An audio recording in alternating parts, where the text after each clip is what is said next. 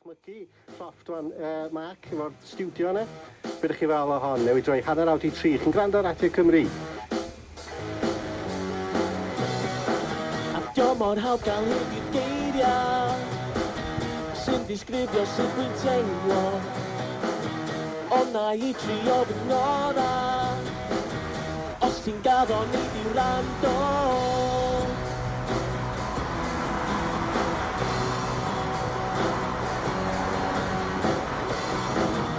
A mae'r hafla fi'n sywanu yn yr awyr las i'r ben. A does dim rhaid i ddweud y ffein. There has been a major change in Welsh identity in the post-war period. Labour politics clearly dominated in Wales in the immediate post-war period, and that Labour politics was very internationalist. It was cast in terms of a strong British state. If we look at Harold Wilson, technological future based on nuclear energy and industrial progress. And the British Labour Party was reflected in the Welsh Labour Party. Language, culture were seen as things of the past, and therefore quite in the immediate post-war period, quite a hostility towards things Welsh as seen as things traditional and almost primitive and to be forgotten. And I think that opposition clearly showed in the first referendum on devolution. Despite active campaigning, the bulk of the population had fears about domination by the Welsh language, its impact on Wales trading with the wider world, all sorts of concerns, and very much a scaremongering on the part of the Labour Party about what a devolved assembly would do. The change that occurred, I think, was gradual, it was slow. It can be credited to organisations like Cymdeithas yr Iaith Cymraeg, with the Welsh language movement, which I think gradually presented a very reasoned and ultimately convincing case that the Welsh language had a place in the modern Wales. It was part of the culture. You didn't have to be a Welsh speaker to appreciate that. And that then led into a far greater uptake of Welsh medium education in the English-speaking South East Wales area. And I think gradually a new Welsh identity was forged between those two referenda.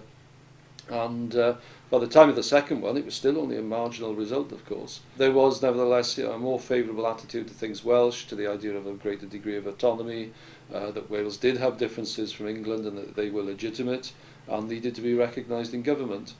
I think what we saw between those two referenda was an evolution of a modern Welsh identity.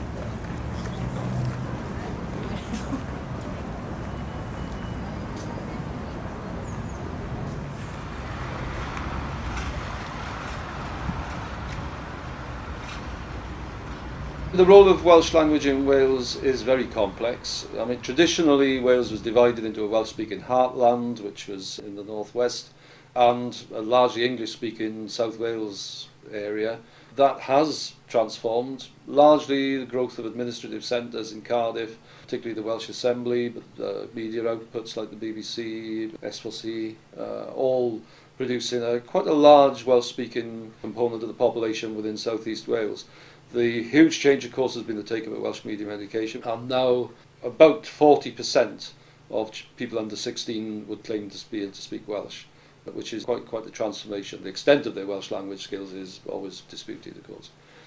Concerns do arise, and it's very difficult to express those concerns because there is a kind of political correctness around the Welsh language. It's very difficult to be critical of Welsh language provision and bilingualism, and the quest for a bilingual Wales, which is the official policy of the Welsh Assembly government. So it's almost taken for granted politically that that is an acceptable thing. Those critics who do raise a voice of concern about some aspects of that, they're not well received, and it's actually quite difficult to make those opinions heard. If there are concerns, I think bilingualism by definition means, and we can look at the Quebec experience here, that if you do not possess both languages, then inevitably there are some disadvantages to that. They might be minor ones, like road signs and signs in supermarket being in the minority language first and the majority language second. That certainly raises commentary in newspaper editorial and letters pages. There are also, I think, growing concerns about the labour market. There clearly are jobs which you have to be able to speak Welsh to do. but there's an increasing tendency to make Welsh a kind of a desirable criteria, and if that's scored in any way, then clearly people without the Welsh language can be disadvantaged in pursuing jobs which don't actually need the Welsh language to perform those jobs. So there are those concerns. You'll hear them in conversations, you'll hear them in private discussion, but as yet we haven't had much of a public debate about that.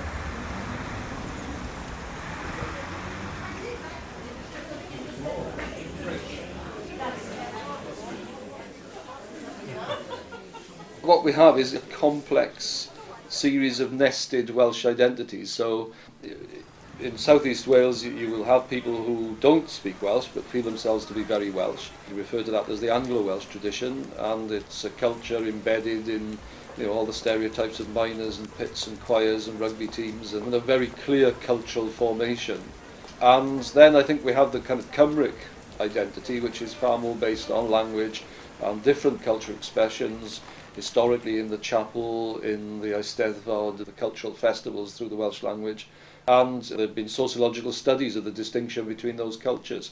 I think they coexist a lot easier now than they have done in the past, and I would have thought it's quite rare to be stigmatised in any way for speaking Welsh, even in dominantly Anglo-Welsh areas. I think the Welsh language is broadly accepted and is now embedded in our culture, and to the point of all supermarkets in Wales now have Welsh dual language signs, usually Welsh first. Banks, building societies, it's now the norm to pick up bilingual leaflets. All publications from public bodies have to be bilingual. If we hold conferences of any kind, we have to provide Welsh translation services.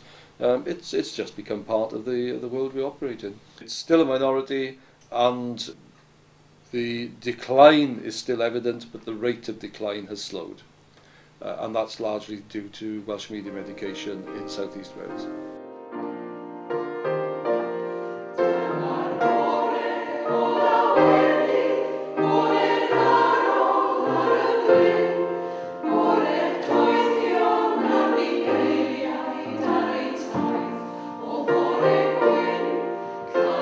The whole discussion about incomers and economic and business domination of Wales by England, again, it's very complex.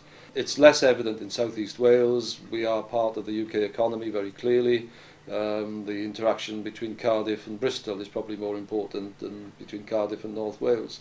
When you do get to the more rural areas, and particularly the Welsh-speaking heartlands, then clearly an influx of non-Welsh speaking residents, holiday lets, and the whole pattern of second homes has been extremely damaging to the cultural and community life within those villages. And this is as true in the Lake District as it is in the West Country, as it is in North Wales. The complicating feature, of course, is the language. And it's quite clear that if what historically has been a 100% Welsh-speaking community slips below the 30, 40, 50% mark, where houses are frequently empty throughout the winter, where the pub finds it very hard to survive the winter months, when the language of the pub becomes predominantly English, then that's a massive impact on the culture as well as the economic status of that community. In terms of housing, that's obviously got major effects on the ability of local people to afford housing. There have been a number of reports on this, most recent one by the Institute of Welsh Affairs. Joseph Rowntree has also just published a report which really paints to a very complex picture, which probably isn't too different from the kind of touristic areas of England, but with this added complication that you are effectively excluding Welsh speakers from the housing market. It's very difficult for the children of those families to stay in the area because there's no housing that they can even reasonably expect to afford, and largely if they attend university, they stay away once qualified. I have to say that's probably true in the Rhondda valleys even, where the local job opportunities are very low, income levels are very low, and the housing market is obviously not as accelerated as much as it has perhaps in Cardiff, but nevertheless it's increasingly difficult for young people there to buy homes. So this is it's kind of a universal problem, but with an added twist and an added dimension, particularly in the rural Welsh-speaking heartlands.